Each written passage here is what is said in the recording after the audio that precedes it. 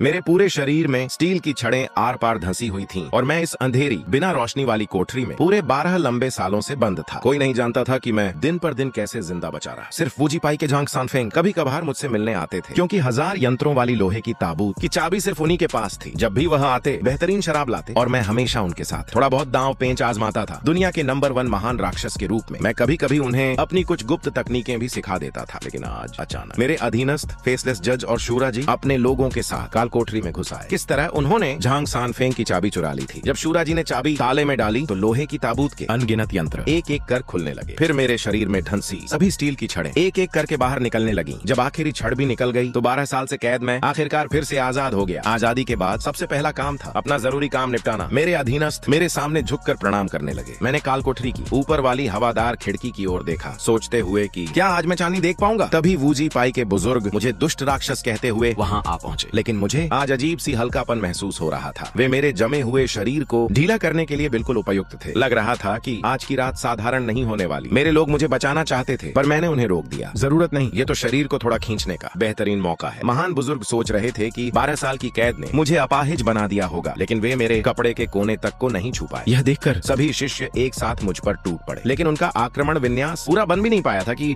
मैंने उन्हें टूटे बर्तनों की तरह बिखेर दिया। इसमें कोई आश्चर्य नहीं कि दुनिया मुझे नंबर 1 राक्षस कहती है। 12 साल की बेड़ियों के बाद भी मेरी शक्ति में जरा सा भी कमी नहीं आई थी। मेरे सामने वूजी पाई के शिष्य चींटियों से भी कमजोर थे। 1 मिनट से भी कम समय में मैंने सबको परास्त कर दिया। दूसरे बुजुर्ग तलवार लेकर मुझ पर झपटे, लेकिन मैंने एक थप्पड़ मारा और वह 100 मीटर दूर जा गिरे। तभी संप्रदाय के मुखिया फायर ड्रैगन जेनरेन समय पर वहाँ आ पहुंचे। मैंने उन्हें डांटते हुए कहा, तुम भी बड़े बेदिल निकले। पूरे 12 साल मुझे कैद रखा और एक बार भी मिलने नहीं आए। उन्होंने कहा, 12 साल में भी तुम्हारा खूनी स्वभाव ज्यों का त्यों है। मैं बोला, जब इंसान अपने रास्ते पर ही न लौट सके तो मुड़ेगा कैसे। इतना कहकर मैंने संप्रदाय मुखिया पर हमला कर दिया। उधर झांग सानफेंग को काल कोठरी में क्या हो रहा है इसका जरा सा भी अंदाजा नहीं था। उनके हाथ में रखा शराब का मटका अचानक किसी ने झपट कर छीन लिया।